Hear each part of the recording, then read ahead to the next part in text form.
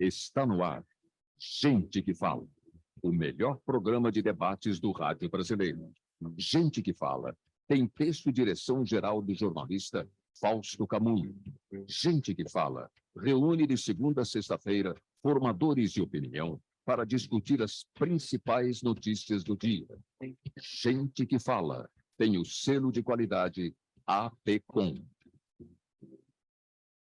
Olá, olá, boa tarde. O programa Gente que Fala está começando ao vivo pela Rádio 365, a sua rádio de todos os dias. Transmissão também pela UTV, a TV da internet e pelas nossas redes sociais, Instagram, Facebook, nosso canal no YouTube, tudo à sua disposição, tudo no ar para você acompanhar a nossa jornada de hoje, terça-feira, até 1 da tarde. A gente quer você aí curtindo, comentando, compartilhando a nossa transmissão. Participe também pelo WhatsApp, fazendo perguntas aos nossos entrevistados de hoje. 973350038 é o número, 973350038. Meio-dia em ponto, eu sou Mauro Friesman. Vamos conhecer agora os nossos convidados de hoje, que vão tratar dos temas propostos aqui na nossa pauta. A gente começa apresentando o Max Rabelo Madsen. Ele é gestor de dados, sócio proprietário, consultor sênior e especialista master da MD2 Consultoria. O Max está em Belo Horizonte para essa conversa com a gente. Tudo bem, Max? Bem-vindo, boa tarde. Obrigado, Mauro. Bem, boa tarde a todos, boa tarde aos colegas aí de debate, boa tarde aos espectadores da UTV. Obrigado pela oportunidade. Também com a gente o Anderson de Souza Santos, contador, consultor estratégico, sócio das empresas Hacienda Contabilidade, Auditoria e Desenvolvimento Pessoal e Profissional. Tudo bem, Anderson? Boa tarde, bem-vindo. Boa tarde, Mauro. Boa tarde todo mundo que vai apresentar aí, você que está nos assistindo, nos escutando. É sempre um prazer, obrigado pelo convite e que tenhamos aí esse momento aí de aproveitar e discutir essas temáticas bem bacanas. Legal, eu apresento também a Gabriela Lopes de Souza, consultora de investimentos. Ela é head de assessoria e operações da Life Brasil Investimentos. A Gabriela está em Porto Alegre. Tudo bem, Gabriela? Tudo bom, Mauro? Tudo bom, pessoal aqui presente? Quero agradecer a oportunidade de estar conversando com vocês. Que hoje o nosso debate seja bem produtivo e obrigada aí pela presença de todos. E na nossa bancada, o Vinícius Hunk. Ele é diretor de operações da Quist Investimentos, especialista em recuperação judicial e reestruturação de empresas. Boa tarde, Vinícius. Como está? Boa tarde, Mauro. Estou muito bem, obrigado por perguntar. Obrigado pelo convite e boa tarde a todos os que nos acompanham aqui na rede. Fico feliz aí em poder compartilhar um pouquinho do nosso conhecimento com todos. Legal, gente. Então vamos lá. 12:02, programa Gente que Fala, começando aqui com o primeiro tema desta terça-feira. A gente vai falar sobre o ministro da Fazenda, Fernando Haddad. Ele disse ontem que o programa Desenrola para socorrer pessoas endividadas e com o nome sujo, ou seja, com o nome negativado, irá beneficiar 30 milhões de famílias. O programa é voltado aos trabalhadores que recebem até 2 salários mínimos e que tenham uma dívida de até R$5 mil, que poderá ser parcelada em até 60 vezes. Uma segunda faixa do programa será específica para dívidas com bancos e dependerá da adesão das instituições. A medida provisória foi assinada ontem e o programa deve ter início já em julho, já no mês que vem. Anderson, eu começo com você a respeito desse tema. Calma, pessoal, a gente não vai sair cantando e dançando, desenrola, bate e joga de ladinho, não é esse o objetivo, até porque o programa do governo, o objetivo é não jogar a dívida de ladinho, o objetivo realmente é resolver o problema dessas dívidas. É uma promessa de campanha do presidente Lula e parece que já deve realmente ganhar o seu formato aí já no mês que vem, não é, Anderson? Como é que você avalia? Exatamente. Como você mesmo disse, né, é uma promessa de campanha, né, trabalhar essa questão do endividamento da população de uma forma geral, e é um programa que já vinha sendo postergado, né? Então, isso ameaçaram lançar num primeiro momento, daí seguraram e agora ele voltou novamente. Ele foi decidido lançar, né, na data de ontem pelo ministro, e aí tem algumas questões importantes que precisam ser avaliadas. Então, uma vez lançado, agora ele vem para a segunda parte, né, que é essa parte burocrática de operacionalização, então, onde os credores, as instituições que vão operacionalizar isso, elas vão participar de um leilão, onde elas vão se habilitar para assumir essas eventuais dívidas e propor essa liquidação. Acredita-se, o governo acredita nisso, que muitas vão querer participar, né, pelo fato de o governo validar. Então, esse é um aspecto importante. Quem estiver enquadrado nesse perfil, o governo assume a liquidação, ele garante o pagamento. Então, ainda que você tenha os descontos que, eventualmente, essas empresas, essas instituições venham a fazer, o governo, por trás, ele está garantindo a liquidação. Então, para as instituições, talvez elas vejam isso de uma maneira interessante, porque vão ser recursos que vão entrar no seu fluxo de caixa. E aí, um detalhe também importante é quem vai aderir a esse movimento. Então, como você disse, para quem ganha até 2 salários mínimos, dívidas de até R$5.000. E aí, o que eles vão fazer? Eles vão separar em 2 partes, porque tem pessoas que têm dívidas com diversos credores e tem pessoas que têm dívidas relacionadas a banco. Quem deve para banco o valor inferior a R$100 também foi promessa de campanha. O governo quer que essas instituições, elas dê o perdão da dívida. Então, para quem tem dívida até R$100, uma das propostas do segundo grupo é que tenha o perdão da dívida. A expectativa do governo é que, com base nisso, o nome já seja restabelecido, as linhas de créditos e a população, de uma maneira geral, que aderir a esse movimento, possa estar apto a operacionalizar novamente no mercado. Então, acredito que isso possa ser uma nova injeção aí de ânimo, de recursos no mercado, uma vez que as pessoas passam a ter créditos liberados. Mas a gente precisa esperar esse segundo momento de operacionalização, que espera-se que aconteça até o mês que vem, mas a gente não sabe como que isso vai se desenhar aí nos próximos 30 dias. Então, tem um lançamento oficial e agora é essa fase de operacionalização junto aos credores para que isso possa, de fato, estar liberado, estar acessível para a população de uma forma geral. Agora, a expectativa é que os credores, de fato, entrem para o programa, até porque o governo vai comprar essas dívidas mediante desconto, evidentemente, né? Mas é garantia de recebimento. O governo vai pagar esses credores, um valor menor eles terão a receber, mas é garantido que esse pagamento será feito pelo próprio governo. E a dívida vai passar para o governo. Aquela dívida, o devedor vai pagar para o governo, não é isso? Isso, exatamente. Sem contar a taxa que vai ser cobrada nessa operação, que vai chegar a algo em torno de 1,99%, né? Então, é um outro fator interessante aí também para a adesão das pessoas que participam disso. Tem um ponto que eu acho interessante, aí até falando um pouquinho como contador, professor também que eu sou, tem uma parte que eles vão ofertar também a educação financeira. Eu acho que é um outro aspecto interessante para a população trabalhar essa questão da educação financeira, porque muitas das pessoas que têm dívida nesses valores, elas têm dívidas que houve um descontrole financeiro, utilizou linha de crédito de cartão de crédito, utilizou um carnê junto a uma loja de magazine e acabou se endividando, comprometendo a renda. A gente vem nesse período aí pós-pandemia, onde muitas pessoas tiveram dificuldade. Então, essa questão da educação financeira é um outro aspecto que eu achei interessante. Não sei como que a população vai fazer isso, ou se vão aderir a essa parte da educação financeira, mas eu acho que é um movimento interessante também trabalhar aí com a sociedade de uma forma geral, e principalmente para esse público que às vezes acabam se endividando por questões básicas, né? Então, a gente tem aqui até os colegas aqui participando aí, que são da área de investimento, finanças, que sabem bem um pouquinho dessa questão aí do endividamento das pessoas de uma forma geral, né?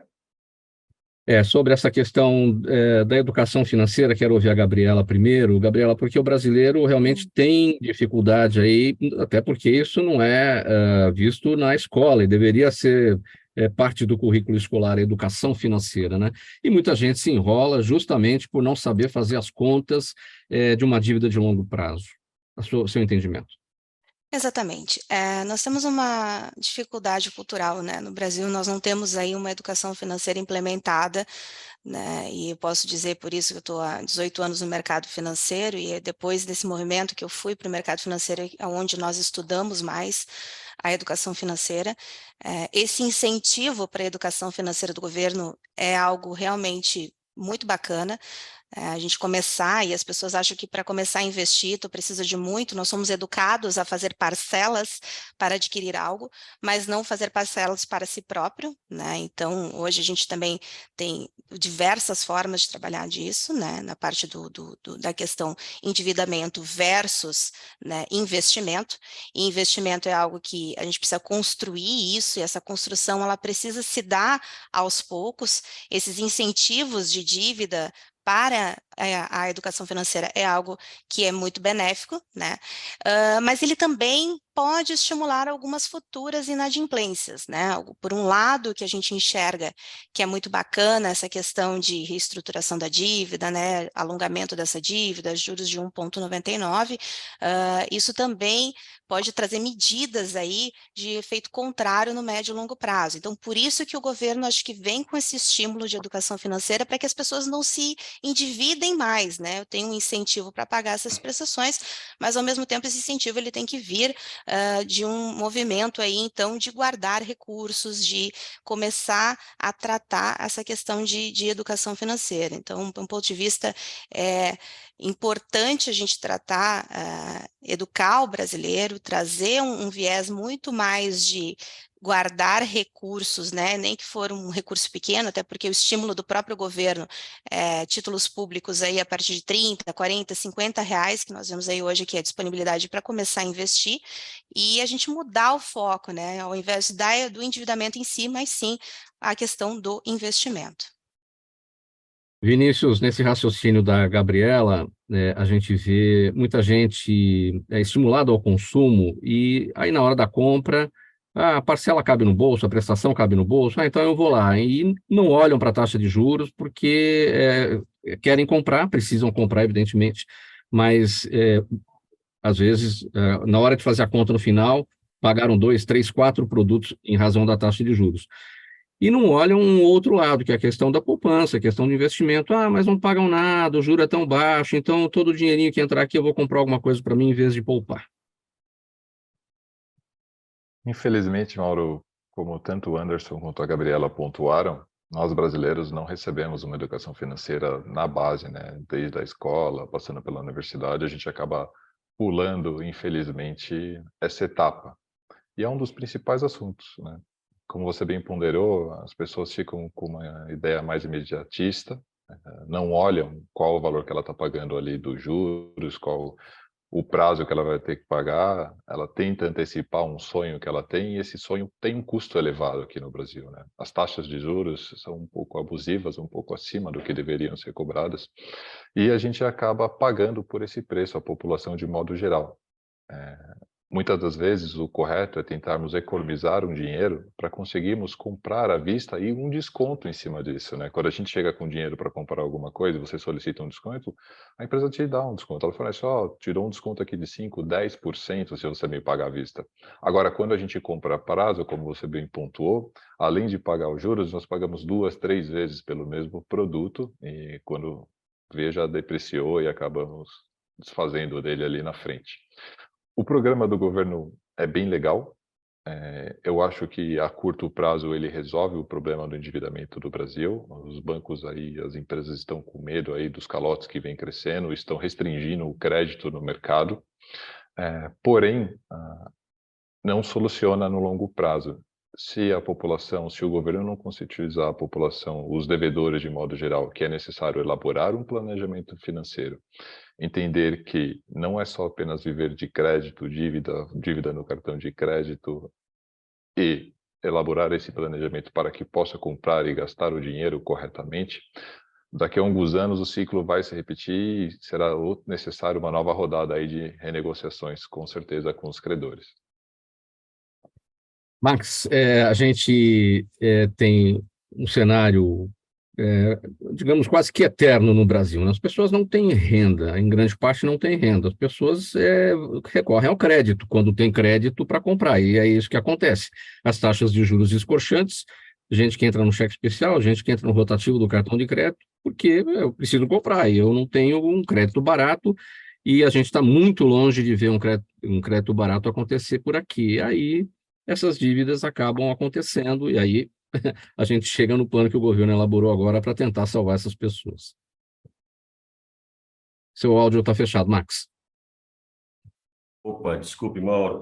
Isso aí, realmente, não sou especialista no tema, mas concordo plenamente com o Vinícius. Eu acho que me parece uma forma de resolver um problema do brasileiro, em geral, sem eu não conheço os detalhes do programa, mas certamente a preocupação com a educação, e principalmente, como a Gabriela destacou, a educação financeira, para evitar que incorra novamente no mesmo cenário, porque senão me parece um perdão de dívida do tipo, tudo bem, deixa eu assumir sua dívida, vamos seguir em frente, e daqui a pouco vai ser inevitável que o problema volte a ocorrer.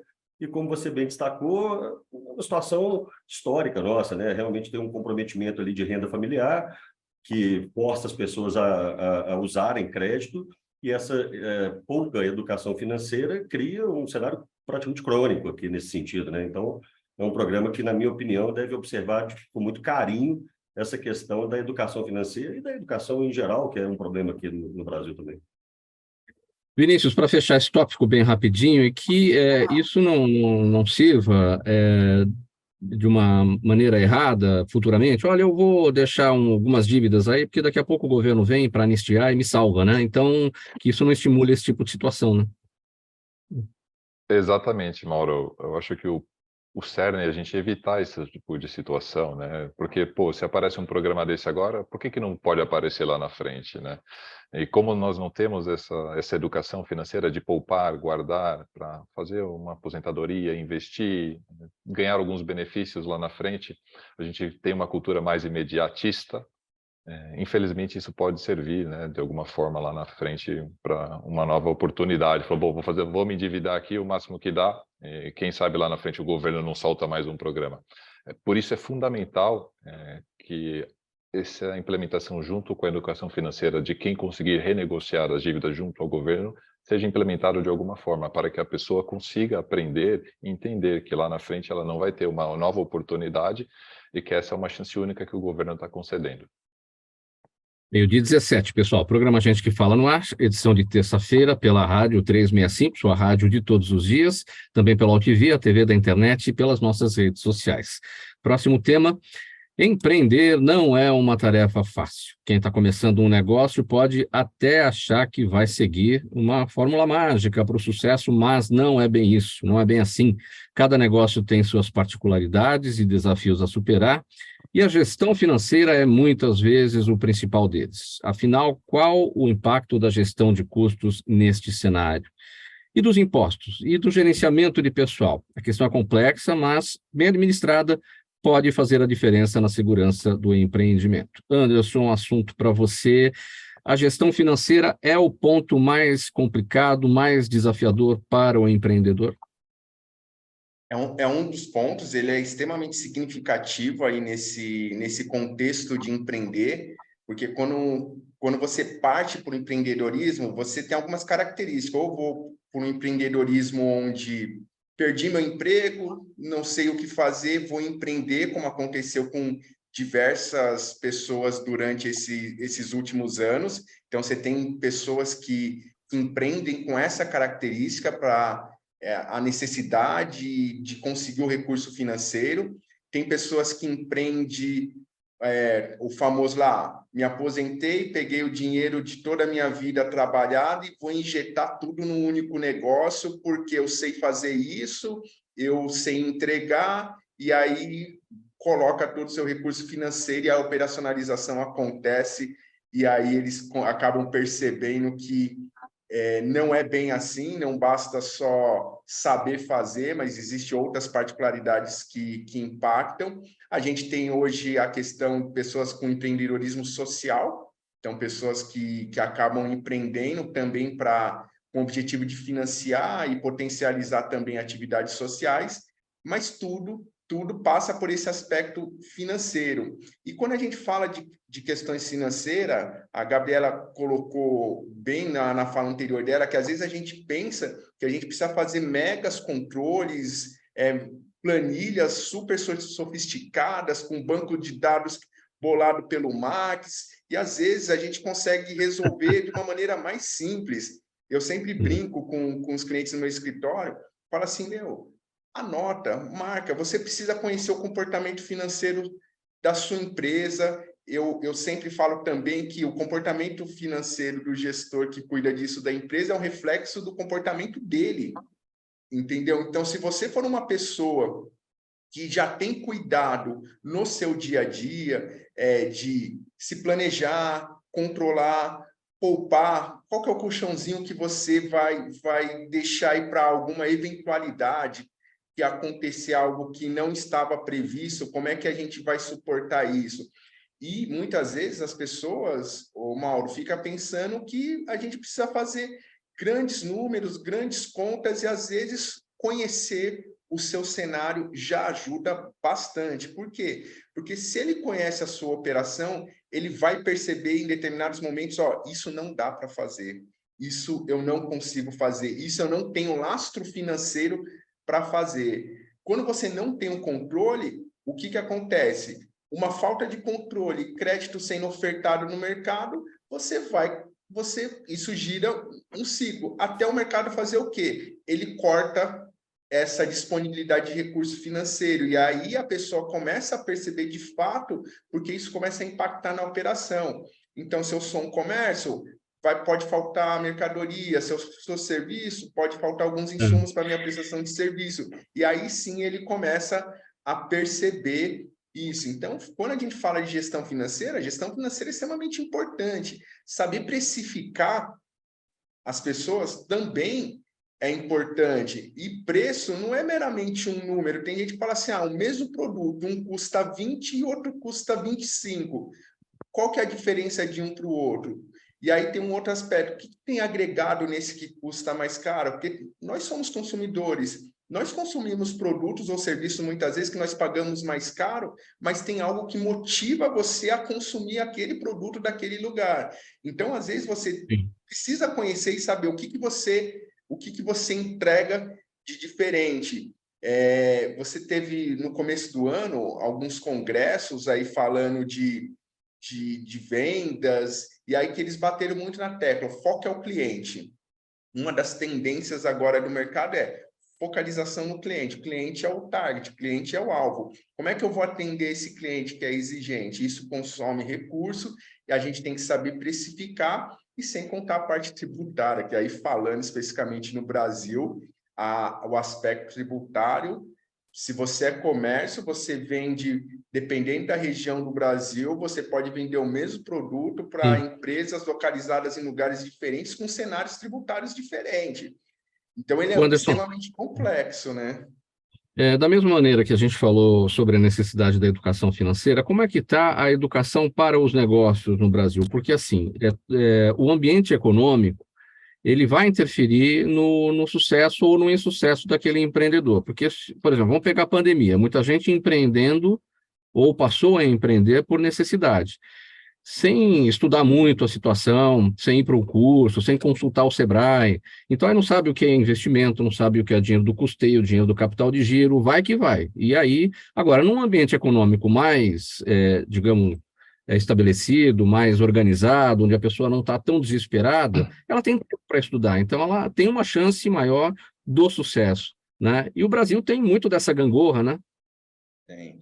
A gente tem as pessoas com esse perfil, mas ainda o pequeno e o micro ainda continua sendo a maioria do mercado empresarial brasileiro, e a gente tem possibilidades de pessoas se capacitar. O que muitas empresas estão fazendo, e isso também tem sido uma tendência, dentro da área de gestão de pessoas. A gestão de pessoas também tem trabalhado esse processo de capacitação, não só capacitação por desenvolvimento do colaborador, mas também as pessoas que estão no topo da pirâmide de que maneira que eu consigo também preparar pessoas que possam executar atividades junto comigo, até mesmo no meu lugar, enfim. Então, todo esse processo de educação, seja ele educação financeira, seja ele gestão de cursos, seja conhecer tributos, conhecer pessoas, o processo de educação, ele é extremamente válido. Eu costumo dizer que a educação liberta, né? Eu sou, como professor, eu falo assim, a educação te mostra algo ou situações que possibilitam o seu desenvolvimento, mas você consegue potencializar também as empresas. Então, tem empresas que têm utilizado a educação, esse treinamento, para potencializar o seu colaborador, e o reflexo natural é potencializar os resultados dentro das corporações. Então, isso também tem sido uma linha. E aí, você busca conhecimento. Eu vou conhecer, eu sou mais da área de controladoria, tributos, eu sempre busco desenvolvimento nessa área, mas, por exemplo, a tecnologia da informação para atividades básicas, operacionais, ela está aí, ela está vindo com tudo. Como é que eu vou utilizar isso ao meu favor? Como é que eu utilizo situações como essa para potencializar a minha atividade operacional? Então, todos esses aspectos contribuem para o desenvolvimento profissional das pessoas, e o reflexo é o desenvolvimento das corporações. Isso é um processo natural. Então, é sempre bom estar apoiado às atividades, seja ela pessoas que já estão estruturadas ou pessoas que estão buscando, estar apoiado em profissionais ou pessoas que possam contribuir para esse desenvolvimento. Então, por exemplo, a gente tem contador, o Sebrae, uma pessoa na área de investimento, a gente pode se apoiar em pessoas que têm expertise para isso, para contribuir para o desenvolvimento das empresas. Então, isso também é importante. E aí você cresce e consegue superar os desafios do empreendedorismo, né? Perguntar para a Gabriela o seguinte: qual o caminho das pedras, Gabriela, da educação para o negócio? Bom, primeiramente, assim, claro que não só estruturalmente falando, que a empresa tem que estar bem alinhada, né, como o Anderson pontuou, assim, muitas pessoas acumulam recursos, e aí com esses recursos, eu quero começar a investir numa empresa nova, eu quero empreender. Então, acho que parte do princípio de entender exatamente o negócio que você quer construir, né, casar isso com o momento de ciclo econômico do país, ou seja, hoje nós estamos aí com um ciclo de taxas de juros altas, né? A própria empresa, o próprio empreendedor que precisa de um crédito, que precisa de um incentivo, hoje encontra dificuldades devido à alta de taxa de juros. Então, é uma questão de organização, não só da estrutura da empresa, como que ela vai ser montada, se eu vou constituir uma empresa do zero, ou vou trabalhar com uma franquia de algo que já está estruturado, então a partir daí eu só preciso dar sequência em relação a uma empresa que já existe, mas a parte organizacional, ela vai se dar muito, né, dessa estrutura de para onde eu quero ir, como eu quero fazer, entender o ciclo econômico, entender em que momento que eu estou começando. Acho que o Mauro pontua, muitas pessoas abriram empresas, né, na pandemia, algumas se mantiveram e foi muito bom, porque hoje com essa questão híbrida, né, as pessoas conseguem tocar os seus negócios de qualquer lugar do país e vender isso muito bem, a própria internet ajuda isso, mas a manutenção dessas finanças, né? A manutenção dessas finanças com bons profissionais ao lado, essa empresa sim tende a ter grandes sucessos aí, mas é claro, com muita cautela, entendendo exatamente o ciclo econômico aí, em que momento que nós estamos. Tudo bem, vamos mudar o assunto aqui pelo programa Gente que Fala, edição de terça-feira, pela Rádio 365, sua rádio de todos os dias, OTV, TV da internet e pelas redes sociais também. Para falar agora sobre os pedidos de recuperação judicial, que cresceram 43,1% em abril, na comparação com o mesmo mês do ano passado. E somaram 93 solicitações aqui no Brasil, segundo a Serasa. Na mesma comparação, os pedidos de falência cresceram 12%. A onda de pedidos começou a tomar força em novembro de 2022 e ganhou destaque em janeiro com o caso das Americanas e segue crescendo. A análise ainda revelou que o setor de serviços foi o que mais precisou de recuperação judicial, seguido por comércio e indústria.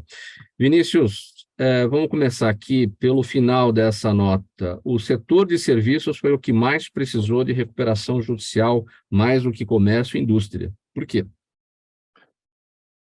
Perfeito, Mauro. Isso é reflexo da pandemia, né? O que aconteceu, né? Durante a pandemia, todos os serviços ficaram fechados com as políticas que nós adotamos de não poder distanciamento social, manter os estabelecimentos fechados.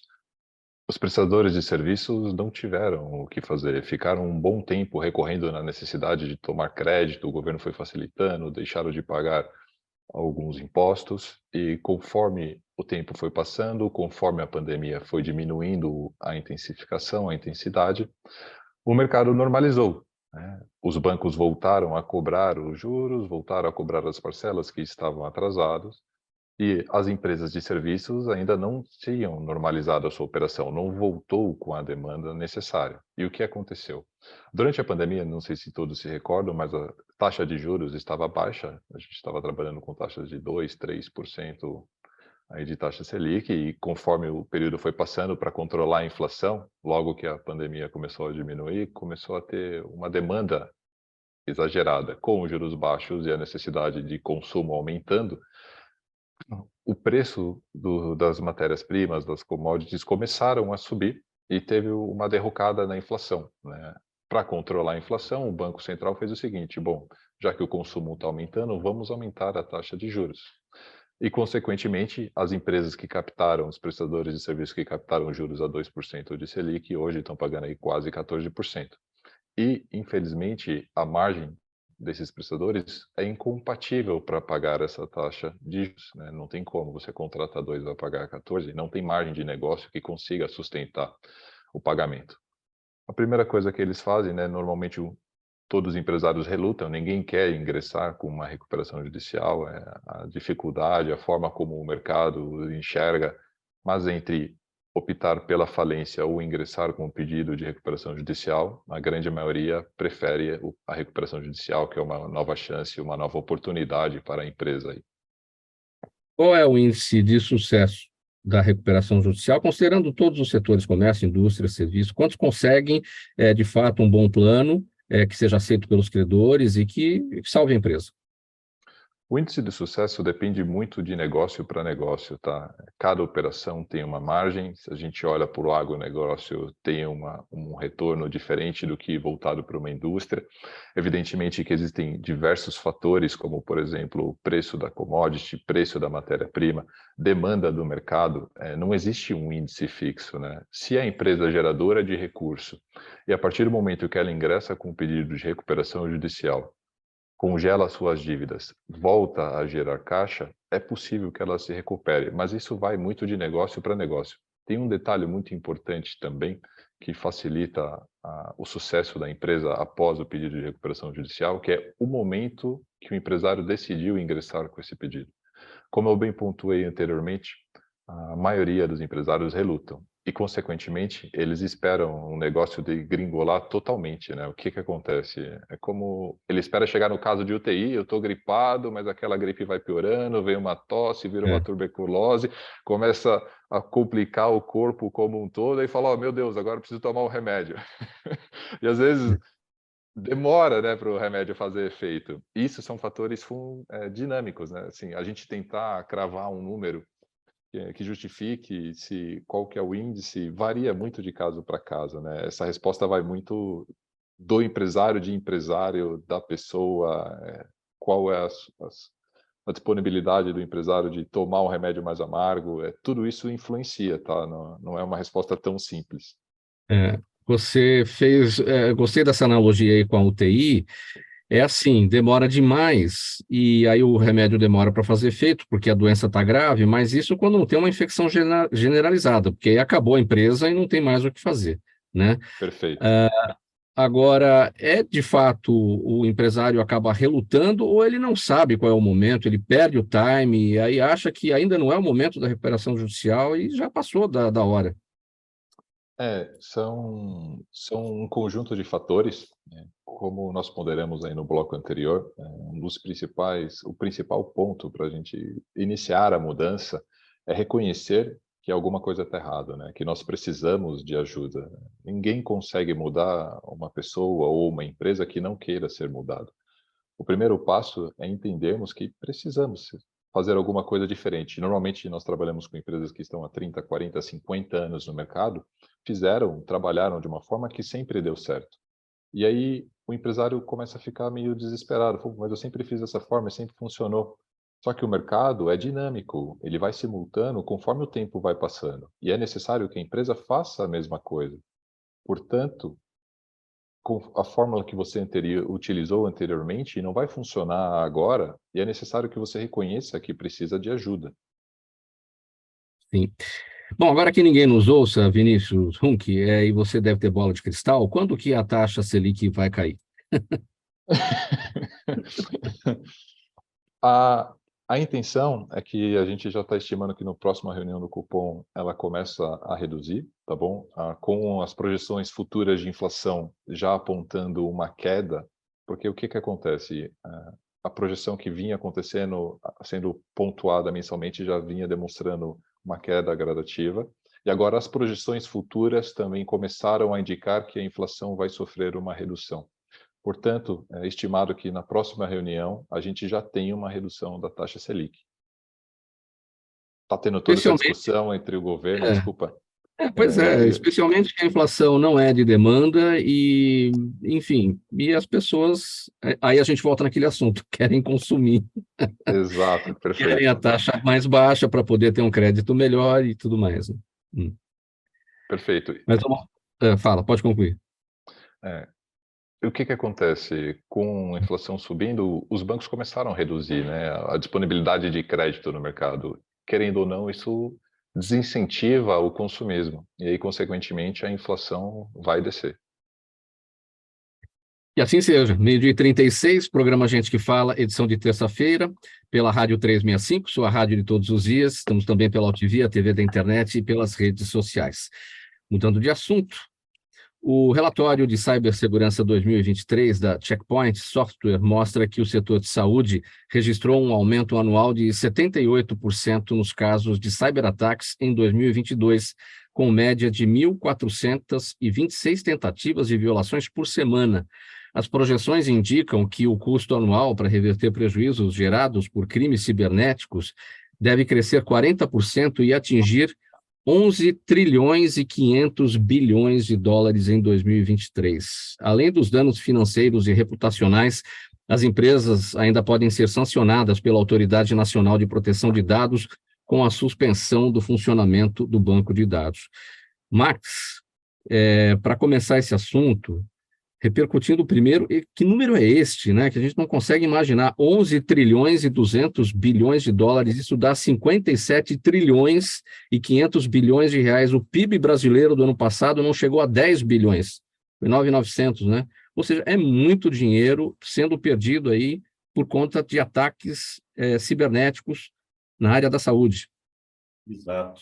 É isso aí, Mauro. A estatística é alarmante, realmente, são números muito expressivos e até difícil a gente imaginar esse cenário, né? E esses números, na minha visão, eles sublinham aí a importância da preocupação que as empresas precisam ter em relação à cibersegurança, em especial na área de saúde, né? Em função de vários fatores. Os principais que eu destaco a falta de preparo mesmo, assim, a falta de investimentos históricos desse setor específico em mecanismos, né, de proteção cibernética, a própria digitalização mesmo de dados de saúde, a própria transformação digital que todo o mercado sofre, mas assim, eu considero que instituições, por exemplo, financeiras, né, os grandes bancos, eles estão melhor preparados, não quer dizer que não estejam suscetíveis, né, a esse tipo de ataque, mas estão melhor preparados. Então, quando a gente fala do setor de saúde, tem tanto esse lado da vulnerabilidade que as empresas acabam tendo, quanto o próprio aspecto da atratividade, né, que os dados de saúde representam para esses criminosos. Então, assim, eventualmente, se você se algum criminoso rouba algo de alguém de pouco valor, né, realmente tem um impacto relativamente baixo, mas os dados de saúde normalmente são dados muito sensíveis e qualquer tipo de situação envolvendo esse tipo de informação passa a ser muito preocupante, principalmente para o dono dessa informação, né? O próprio paciente em si, né? Que pode ter ali uma série de implicações, né? Desde o roubo de identidade, propriamente dito, como a própria violação da privacidade, né? Então, dados sensíveis, nessa ótica da NPD, né? Que você citou, o órgão regulador, a Autoridade Nacional de Proteção de Dados, ela vem, nesse sentido, classificando esse tipo de informação como dados sensíveis, pelo potencial de dano que o vazamento desse tipo de informação ou que o acesso indevido a esse tipo de informação pode trazer para o próprio titular, né, que é o nome que foi dado pela lei, pela LGPD, aos proprietários dos dados, né, a nós cidadãos propriamente ditos, né? Então, implicações dessa natureza e podem também ter implicações de impacto na própria assistência, né, na própria assistência médica, uma vez que as empresas estão suscetíveis a essas, não só, obviamente, a regulamentação, que já está vigente no Brasil há alguns anos, então as empresas demoraram a tomar providências e, com isso, ficam mais suscetíveis a esse tipo de situação, mas também pelas consequências legais que a lei traz. As empresas são monitoradas, a NPD é responsável pela fiscalização, né, desse tipo de situação, do cumprimento da legislação por parte das empresas, e não só empresas, mas todas as instituições públicas, privadas, empresas grandes, pequenas, enfim, todas têm que estar aderentes a essa lei que preconiza algumas premissas, né? A iniciativa das empresas, investimento em cibersegurança, em proteção das informações que ela tem sobre a sua custódia, né? Armazenada aí nos seus sistemas que suportam a operação dessas empresas.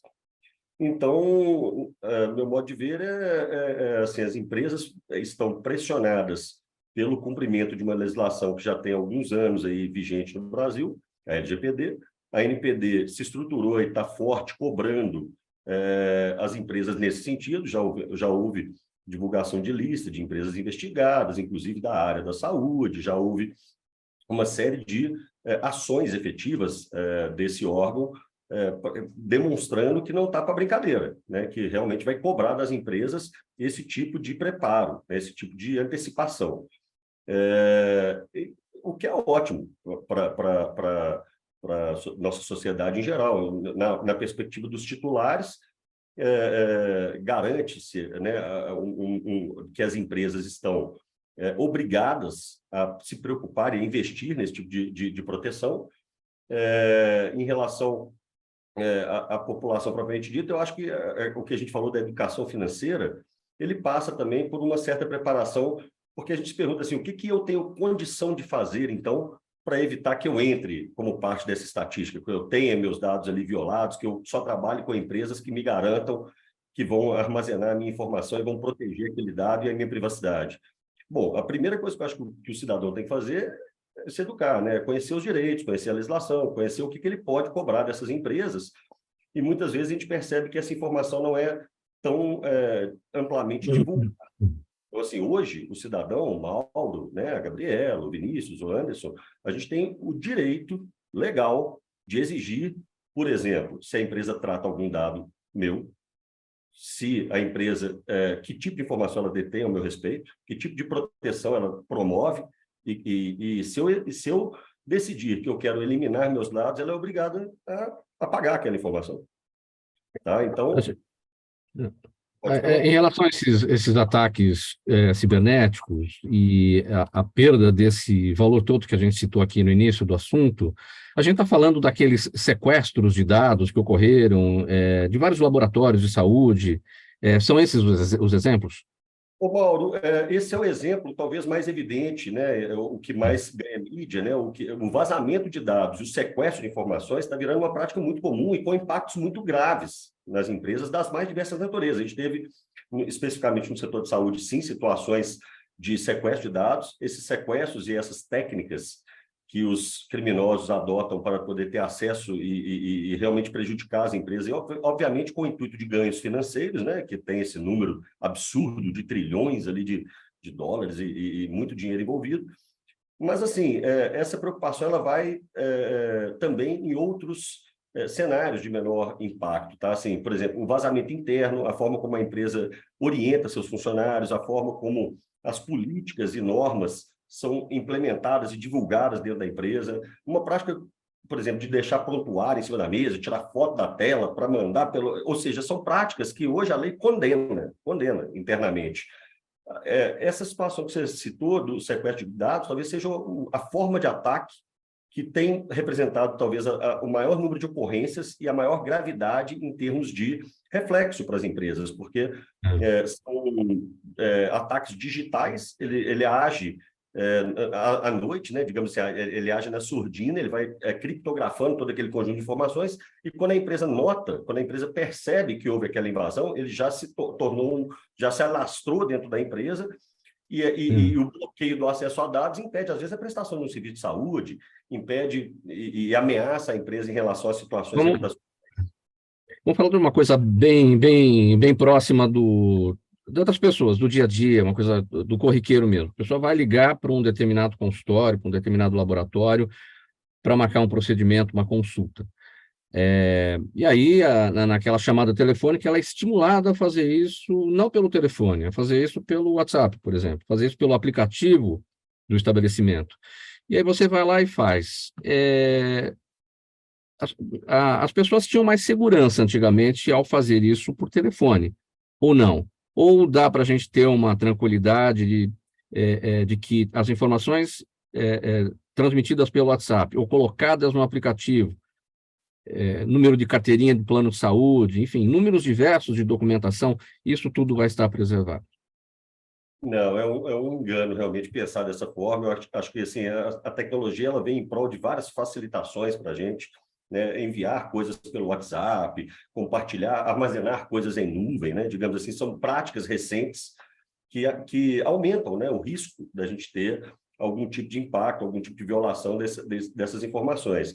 Então, assim, eu acredito também que parte dessa educação do cidadão, do próprio titular desses dados, passa por cuidado ao compartilhar essas informações. Se precisou realmente mandar algo pelo WhatsApp, que seja apagado na sequência, que aquela pessoa que teve a informação também apague, porque isso está armazenado em estruturas. A gente vê, o próprio WhatsApp foi alvo de investigação lá na Europa, ou seja, Telegram sendo investigado nessa última lista da NPD. Então, assim, são exemplos de situações que se tornaram públicas pela própria divulgação da NPD sobre esses investigados, mas que a gente percebe o tamanho do problema, né? E a nossa prática individual, o nosso cuidado aí, que a gente tem condição de conhecer e exercer, são esses que você citou, né? Cuidado ao compartilhar e principalmente cuidado ao usar mídias digitais, aplicativos, né? Que tem que estar sempre atualizados para eliminar ali vulnerabilidades que são inerentes ao próprio desenvolvimento de aplicações, né? A gente entende isso como técnicos que sou da área, então eu sei que todo programa está suscetível a esse tipo de situação, mas por parte do titular tem esse cuidado necessário em atualizar, em tomar cuidado no canal que fala, e se mandou, apaga, e se precisar, exija das empresas com que a lei seja cumprida, porque a NPD está aí para nos garantir esse direito. 13 minutos para 1 da tarde agora, programa Gente que Fala no Ar, pela Rádio 365, sua rádio de todos os dias, AllTV, TV da internet e também pelas redes sociais. Para falar com a Gabriela Lopes agora sobre o próximo tema. Para quem investe, é preciso entender o ciclo econômico atual para conseguir escolher as melhores modalidades e garantir uma boa rentabilidade. Só que o ciclo atual apresenta Brasil, Estados Unidos e Europa em recessão, o que dificulta bastante essa escolha. E se é verdade, aquela premissa de que o mundo inteiro caminha para uma recessão, agora, mais do que nunca, seria o momento de proteger os investimentos em aplicações mais seguras. Para os especialistas, porém, não é bem assim. Bom, Gabriela, então, com o Brasil, Estados Unidos e Europa em recessão, como é que a gente investe? Ótima pergunta, né? Com a pergunta de R$1 milhão, onde eu vou investir, né? Junto com aquela bola de cristal do Vinícius, né? Do Vinícius, exatamente. Bom, acho que o primeiro momento a gente tem que entender um pouco de ciclo econômico, né? Eu acho que o Vinícius trouxe isso também, os demais colegas também, que é muito entender qual é o momento que nós estamos atualmente, né? O ciclo, ele tem 4 etapas, que seria início de expansão, onde o governo ele aplica uma política expansionista de crédito, onde retoma a atividade econômica, onde as pessoas começam a volta a ter o consumo, né? O meio de expansão, onde a gente considera aí que o PIB, que a própria, né, que é o produto interno bruto, que a própria inflação, ela está um pouco mais controlada. Nós temos também um movimento que é o final de expansão, onde as taxas de juros começam a subir devido ao gasto demasiado, né, e onde aumenta a inflação, e o período de recessão, que é onde a gente não tem o desenvolvimento das riquezas do país, que seria o PIB, né, e aí nós temos aí taxas altas. Tá? Então, esses 4 níveis do ciclo econômico é importante a gente ter para poder também tomar a decisão para qual investimento nós devemos ir. Né? É importante a gente entender se eu estou com taxas de juros maiores, será que seria interessante eu prefixar essas taxas agora, eu garantir essa taxa agora, né? Inflação da mesma forma, porque o mais importante no investimento é que a gente entenda que nosso recurso ele precisa render a mais que a inflação, né? A inflação ela é o poder de compra. Então, se hoje eu tenho um recurso financeiro investido e ele está, digamos, numa poupança, ele não, muitas vezes, e aí se a gente pode buscar dados aqui, a poupança perde mais de 70, a poupança perde mais de 72 vezes, né, para a inflação no período, ou seja, quem tem dinheiro em poupança hoje está perdendo, pode estar perdendo os seus recursos, o poder de compra. Então, esse ciclo econômico, ele precisa ser entendido, e quando a gente traz isso nível mundo, né? Então, assim, até para trazer um pouco de cenários, o que a gente está vendo para mês de junho em relação a isso, é que, como, né, o Vinícius falou, o preço das commodities está caindo, tá trazendo um alívio inflacionário para as taxas de juros. Quando os países aumentam essas taxas de juros de forma generalizada, as pessoas, empresas, elas passam a consumir menos, né? E a queda dos preços das commodities é um reflexo desse processo, né? Ela faz parte desse ciclo econômico. E aí, quando nós olhamos lá para fora, a gente vê Estados Unidos e Europa bem mais atrasada nessa questão do ciclo econômico, porque, de alguma forma, ela achava que não, nós entendemos de inflação, nós entendemos de ciclo, e acaba que demora um pouco para fazer um movimento de aumento da taxa de juros para controlar essa inflação. Então, um pouco mais atrasada nesse processo, nós temos os Estados Unidos ainda com uma inflação que está vindo um pouco menor, ainda trazendo dados dúbios, né? Pode ser ainda que tenha alguma alta de juros nas próximas reuniões, mas não é muito possível que que isso tenha acontecido por muitas outras vezes, até porque pode ser que estejamos aí no pico de juros no mundo. Lá fora, nos Estados Unidos, que a gente considera o tanto que eles estão pagando de juros está causando um problema orçamentário, né? Quanto mais aumenta os juros lá fora, maior é um rombo no orçamento, e isso já está dando problema, porque esse teto já aconteceu no mês passado. Contudo, né, eles podem subir mais a taxa de juros, é possível que elas mantenham os juros estruturalmente mais altos do que os anos passados e com uma inflação um pouco mais alta também, né, que a gente diz que esse é um cenário de estagflação, né, que a inflação fica estagnada, tá? E aí, se a gente considerar isso nível Brasil, trazendo para o Brasil, né, no Brasil a gente também tem uma questão um pouco parecida, porém os juros já subiram bastante, aqui nós saímos na frente, por isso que a inflação começa a descer, e a gente tem aí um cenário mais à frente dos Estados Unidos nessa questão de ciclo econômico, né? E no Brasil, com essa aprovação aí do arcabouço fiscal, e até o próprio ciclo de juros já fez com que a inflação caísse, a expectativa aí dessa queda inflacionária, automaticamente os juros futuros, né, caíram e a renda variável acabou disparando, aí vem um clima de curto prazo mais positivo, ou seja, quando nós enxergamos uma taxa de juros caindo, né, automaticamente o investidor ele vai para um viés mais de renda variável, um viés mais de risco, que a gente entende que o país começa a se recuperar, que nós possamos a investir mais nas empresas aqui dentro, né? E com isso, né, os juros, né, mais baixos, tudo melhora, a gente sabe disso, a economia melhora, as empresas têm menos custo de capital, as margens podem melhorar com os juros mais baixos, então, mas se a gente olhar para isso no longo prazo, né, ele pode não ser tão animador, até porque os juros estão com uma expectativa mais baixa, né? E com essa expectativa mais baixa, geralmente o investidor vai mais para uma renda variável, só que ainda assim a gente precisa ter cautela, né? Porque a gente está considerando em um cenário cíclico. Neste cenário esquisito para o mundo inteiro, e isso não reforça essa predileção do brasileiro médio pela caderneta de poupança, embora ela perca muito para a inflação, e essa predileção pela poupança, pelo conservadorismo, por saber que, embora perdendo, é uma liquidez, se acontecer alguma coisa, o dinheiro está lá, enfim, e também considerando que a gente já falou aqui, falta de educação financeira, falta de educação para investimentos, ninguém vai se arriscar, ninguém vai se ousar, ainda mais num cenário como esse. Isso explica? Então, acho que hoje a cultura da poupança no país, ela é uma cultura bem, vamos dizer assim, ela é uma cultura já mais antiga, né? A gente, eu quero poupar o dinheiro, coloco no cofrinho, que é a poupança. Só que é muito importante a gente entender exatamente a rentabilidade da poupança, né? Quando nós temos taxas de juros como a Selic agora muito altas, né? A poupança, ela acaba não compensando a rentabilidade dela.